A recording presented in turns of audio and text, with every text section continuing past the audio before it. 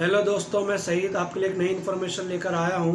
जो हाजी साहब हज कमेटी ऑफ इंडिया के माध्यम से हज करने का इरादा रखते हैं, उनके लिए हज का ऑनलाइन फॉर्म किस तरह फाइल करना, उसकी क्या प्रोसीजर है, उसका क्या डॉक्यूमेंटेशन है, वो पूरा फुल प्रोसेस आपको बताने वाला हूं। आप बस इस वीडियो में एंड तक बने रहिए। आपको हज फॉर्म भरने से पहले कुछ डॉक्यूमेंट्स आपको रेडी रखना है।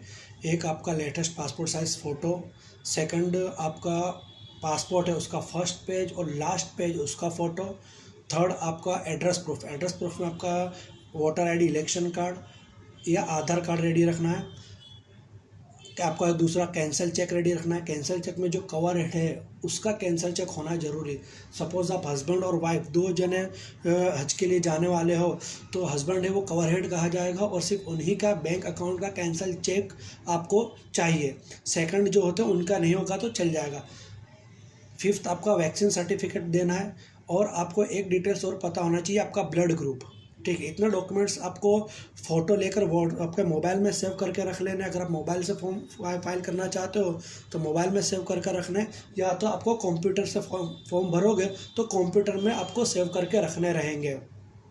ठीक है, उसके बाद आपको गूगल पर आकर hajcommittee.gov.in आपको वेबसाइट ओपन करनी है। वेबसाइट ओपन करने के बाद आपको ऐसा स्क्रीन पर दिखाई दे रहा होम पेज ओपन हो जाएगा। ठीक है दोस्तों, होम पेज ओपन हो जाने के बाद आपको सेकंड टैब दिखाई दे रहा है हज 2024, उसमें जाना है। इसके अंदर पिलग्रिम्स लॉगिन पर आपको जाना रहेगा।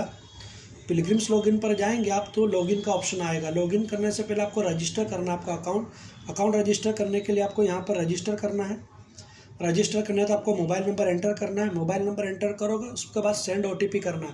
ओटीपी आएगा, उसके बाद आपको first name, middle name, last name, password में उसका जो पासवर्ड आपने यहाँ डाला वही पासवर्ड आपको कंफर्म पासवर्ड में रिपीट करना है। स्टेट सिलेक्ट करना, आप जो स्टेट से आप बिलोंग करते हो, जो स्टेट में आप रहते हो वो स्टेट, उसका डिस्ट्रिक्ट, और ये स्क्रीन पर कैप्चा कोड दिखाई दे रहा हो, कैप्चा कोड करने के बाद आपको सबमिट करना है।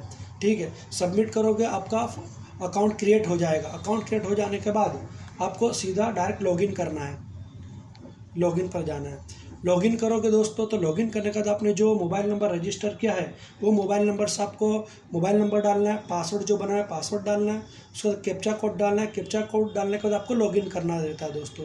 आप लॉगिन करोगे तो आपका पेज ओपन हो जाएगा। कौन सा पेज ओपन होगा मैं आपको बताता हूँ। लॉगिन करने के बाद आपको कवर हेड डिटेल्स डालना रहेगा। कवर हेड डिटेल्स में आपको दिखाई दे रहा नंबर ऑफ पर्सन्स, आप कितने लोग हज के लिए जाने वाले हैं वो आपको पर्सन सिलेक्ट करना है।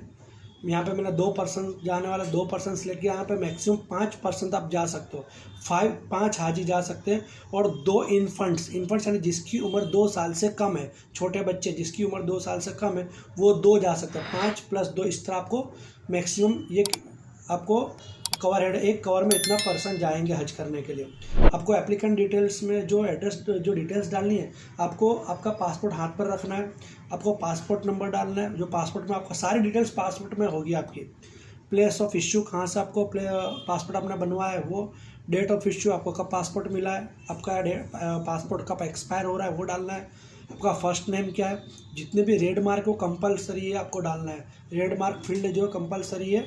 ठीक है, मिडिल नेम आपका पासपोर्ट के मुताबिक डालना है, सरनेम डालना है, डेट ऑफ बर्थ और उसके अकॉर्डिंग एज ऑटोमेटिक आएगी। प्लेस ऑफ बर्थ कहाँ पे आपका जन्म हुआ तो वो डालना है आपको। जेंडर, लेडीज़ हो तो फीमेल, जेंट्स हो तो मेल रखना है आपको। फादर्स नेम डालना है, मदर्स नेम डालिए। सारी डिटेल्स आपको पासपोर्ट से मिलेगी। मैरिटल स्टेटस, मैरिड है तो मैरिड है, शादी की तो मैरिड है, शादी नहीं हुई तो अनमैरिड है। आपका स्पाउस ने वाइफ का नाम डालना है। आपका ब्लड ग्रुप जो है वो आपको ब्लड ग्रुप सिलेक्ट करना है यहाँ से। ठीक है, और यहाँ पे अकोमोडेशन कैटेगरी कंपलसरी हज कमेटी से अजीजिया ही आएगा। आपको लैंग्वेज फॉर हज गाइड, आपको हज गाइडेंस की ज़रूरत है तो कौन सी लैंग्वेज में आपको चाहिए वो देखना। आपको जो लैंग्वेज सूटेबल हो वो लैंग्वेज आप चूज़ कर सकते हो। मैं हिंदी ज़्यादा प्रीफर रहती है इसलिए मैंने हिंदी सेलेक्ट किया है। उसके बाद आपको हेल्थ की डिटेल्स डालनी है। हेल्थ की डिटेल्स में आपको कोई तकलीफ है, हाइपरटेंशन की कोई बीमारी है, कोई दूसरी कोई कार्डियो डिसीज़ है, डायबिटीज़ है, कैंसर है। ठीक है, उसके बाद आपको कोई अस्थमा है, किडनी का, ऐसा कोई भी प्रॉब्लम है तो आप उसको टिक करके उसकी एडिशनल डिटेल्स दे सकते हैं। मुझे कोई अल्हम्दुलिल्लाह कोई प्रॉब्लम नहीं तो मैं नॉट एप्लीकेबल कर रहा हूँ। वैक्सीन अगर आपको लगवाई तो उसका यस देखो, उसकी डिटेल्स देनी रहेगी यहाँ पर। डोज 1, डोज 2, डोज 1 कब लिया है, डोज 2 कब लिया और प्रिकॉशन डोज कब लिया है, ऐसा। ठीक, यहाँ वैक्सीनेशन जो लिए कोवैक्सीन लिया, कोविशील्ड का लिया, फाइजर का लिया, वो आपको कंपनी का नाम सिलेक्ट करना रहेगा। उसका एड्रेस सेम एज पासपोर्ट, अगर आप जहाँ रहते हो उसमें जो एड्रेस है पासपोर्ट में एड्रेस दोनों सेम है तो आपको यस करना है। अगर नहीं है तो आप नो करके आपका अलग से एड्रेस डाल सकते हो। मेरे केस में सेम है इसलिए मैंने सेम कर दिया है। आपको एड्रेस डालना है, आपको state, district, embarkation preference. Embarkation preference important है। इसका मतलब ये होता है कि आप कौन से एयरपोर्ट से आपकी फ़्लाइट बुक करना चाहते हो। मैं अहमदाबाद से बिलोंग करता हूँ तो मैं अहमदाबाद चूज़ करूँगा, फर्स्ट ऑप्शन मेरा चॉइस ये है। सेकंड चॉइस ये है कि मैं अहमदाबाद से मुझे मेरे करीब मुझे मुंबई भी रहता है और मेरा जयपुर और दिल्ली, ये तीन में से मैं कोई भी एक मुझे जो कन्वीनियंट रहे, जो मुझे पास करीब पड़ता है उसमें पॉइंट को चूज़ कर सकता हूँ। ठीक है, वहाँ से मैं एयरपोर्ट ईजिली पहुँच सकता हूँ। इस वजह से मैंने 2 एयरपोर्ट चूज़ किए, एक अहमदाबाद एक मुंबई। आपके केस में आपको जो नज़दीक नियर बाय हो वो आप चूज़ कर सकते हो। ठीक है, उसके बाद आपको मोबाइल नंबर डालना है, आपका सेकंड मोबाइल नंबर डालना है, आपकी ईमेल आईडी ऑप्शनल है, डाल दो बेहतर है, आपको स्टेटस आते रहेंगे उस पर। एडिशनल इन्फॉर्मेशन में आपको बिजनेस करते हो आप, कल्टीवेशन, आप खेडूत हो, किसान हो, डॉक्टर हो, प्रोफेशनल हो, गवर्नमेंट एम्प्लॉय हो, प्राइवेट नौकरी कर दो, हाउस वाइफ हो, जो हो आप डाल सकते हो। मेरे केस में बिजनेस में डाल रहा हूँ। ठीक है, आपके केस में आप कुछ भी जो आपको कैटेगरी में आता है वो कैटेगरी चूज़ करनी रहेगी। क्वालिफिकेशन आपको देख लो, प्राइमरी आपने प्राइमरी तक आपने पढ़ाई की है, मैट्रिक तक, अंडर ग्रेजुएट, ग्रेजुएट, आलिम हो, मुफ्ती हो। मेरे केस में अभी फ़िलहाल मैं नील कर रहा हूँ। आधार नंबर मुझे डालना रहेगा, पैन नंबर डालना रहेगा। ठीक है, इतनी डिटेल्स उम्मीद करता आपको पता चल गई होगी। उसके बाद आपको नॉमिनी डिटेल्स डालनी है। नॉमिनी में एप्लीकेंट जो होता है उसका नॉमिनी, मतलब मेरा कवर हेड उसका नॉमिनी, सारे कवर हेड में जितने मेंबर है उसका सिंगल नॉमिनी आप डाल सकते हैं। जो हज पर नहीं जा रहा उसकी डिटेल्स देनी है, उसका नाम, उसके फादर का नाम, उसके साथ आपका क्या रिलेशनशिप है, आपके भाई है वो, आपके पापा है, आपकी बहन है, ठीक है, आपके ग्रैंडफादर, ग्रैंड मदर है, ग्रैंड सन है, हस्बैंड है, जो भी आपके सिस्टर है, जो आपका रिलेशन है वो रिलेशन आपको रखना है, टिक करना है। उनका एड्रेस डालना है, उनका कौन सा डिस्ट्रिक्ट, कौन सा स्टेट है, पिन कोड, उनका मोबाइल नंबर। इनकेस कभी ज़रूरत पड़ती है तो आपको कांटेक्ट करने के लिए वो रिक्वायरमेंट रहता है उसका। ठीक है, और bank details of cover head, जो कवर हेड है मैंने आपको बताया इस मुताबिक कवर हेड का कैंसिल चेक के में सारा बैंक का नाम, अकाउंट नंबर और IFS कोड लिखा रहेगा, उस डिटेल्स आपको जानी। सपोज आपने जो पेमेंट किया उसमें कुछ भी प्लस माइनस होता है, कोई एक्सेस फंड आपने दे दिया तो उसका रिवर्स के लिए भी आपको बैंक डिटेल की ज़रूरत रहेगी, तो वहाँ पे बैंक डिटेल आपको कंपलसरी जाना है, डालना है। फिर अदर डिटेल्स में आपको ध्यान रखना, यहाँ पे आपका ऑप्शन है are you a permissible repeater मेहरम। इसका मतलब ये होता है कि हज कमेटी ऑफ इंडिया के माध्यम से सिर्फ आप ज़िंदगी में एक ही मरतबा हज कर सकते हो। सपोज़ आपने हज कर लिया है लेकिन आपकी माँ है या आपकी बहन है या आपकी बीवी या आपकी बेटी, ये 4 लेडीज़ ने हज नहीं किया है, लेकिन अगर आप उनके साथ हज करना जाना चाहते हो बराबर है महरम बनकर, तो आपको हज कमेटी ऑफ इंडिया से स्पेशल एक परमिशन लेनी रहती है, राइटिंग में, लिखित में परमिशन मिलती है, उसके बाद ही आप हज करने जा सकते हो। तो अगर आपने ऑलरेडी पहले हज कमेटी ऑफ इंडिया से कर ली है, ठीक है, लेकिन आप दोबारा जाते हो तो वहाँ परमिशन लेनी, और अगर परमिशन ली है तो वहाँ पर आपको यस ऑप्शन सेलेक्ट करना रहेगा, वरना अगर आपने फर्स्ट टाइम कर रहे हो तो आपको नो करना है। सेकंड क्वेश्चन है, do you want to perform अदाई कुर्बानी। आप हज कमेटी ऑफ इंडिया के माध्यम से कुर्बानी अदा करना चाहते हो, अगर करना चाहते हो तो यस करना, अगर आप अलग सेपरेट करना चाहते हो तो आप नो करना है। यहाँ पे ये जोफ़ा मीका जो है शिया भाई जो है हमारे, उनके केस में आता है, उनके लिए ये ऑप्शन है। Fourth option, whether willing to avail facility of रूबत। रूबत क्या है मैं आपको बता देता हूँ। रूबत का मतलब ये फैसिलिटी सिर्फ और सिर्फ 4 कैटेगरी के हाजी को इसका बेनिफिट मिलता है।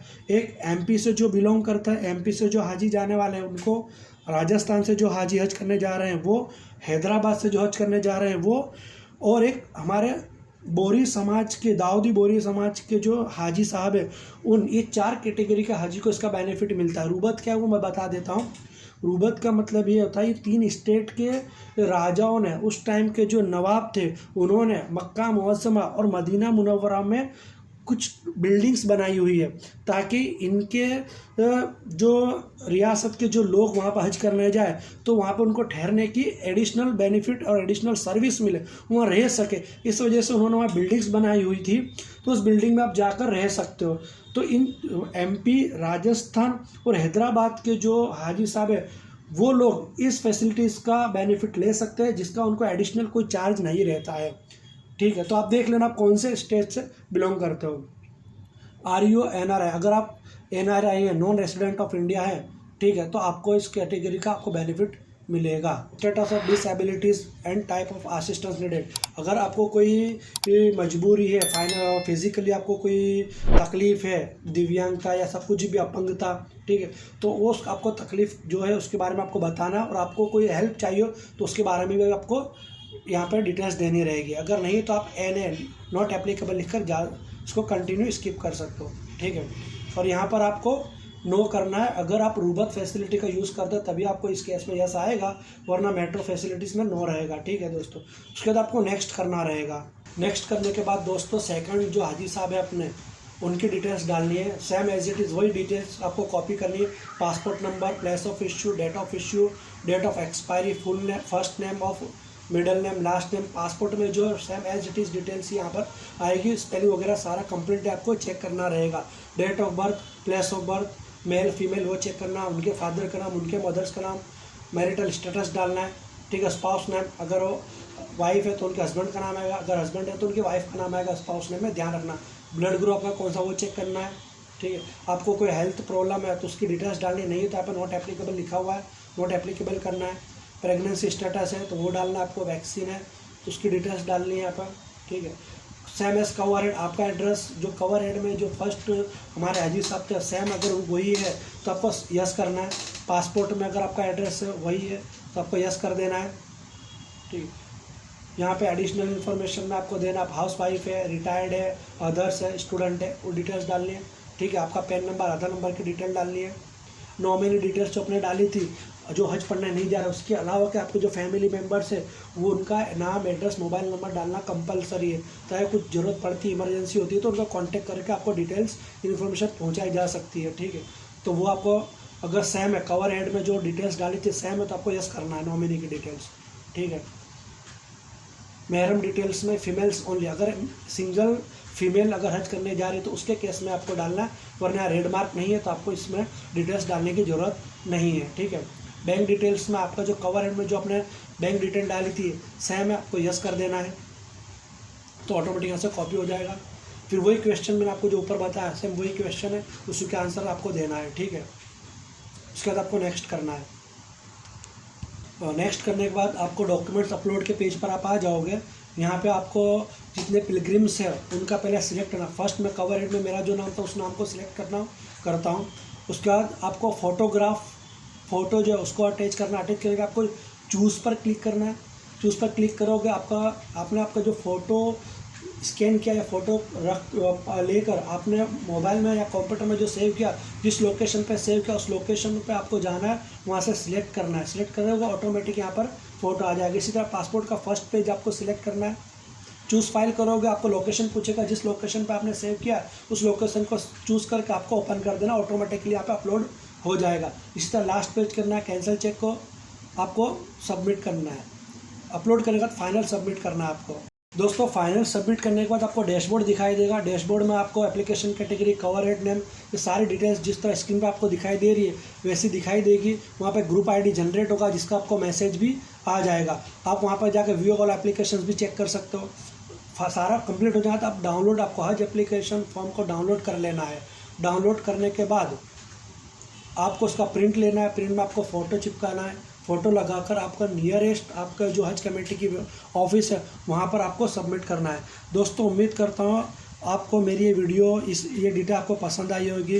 अगर आपको लगता है ये डिटेल दूसरे को भी काम आ सकती है तो दोस्तों मैं आपसे गुजारिश करता हूँ, रिक्वेस्ट करता हूँ कि ये डिटेल्स, ये वीडियो आप दूसरे तक भी पहुँचाएँ ताकि वो लोग भी आसानी से आफियत के साथ अपना हज फॉर्म भर सके घर बैठे। ठीक है दोस्तों, अगर मेरी वीडियो पसंद आई हो तो आप मेरे चैनल को सब्सक्राइब कर सकते हो। सब्सक्राइब करना बिल्कुल फ्री, इसमें आपको कोई चार्ज नहीं लगता है, लेकिन इससे हमको बहुत हेल्प हो जाती है।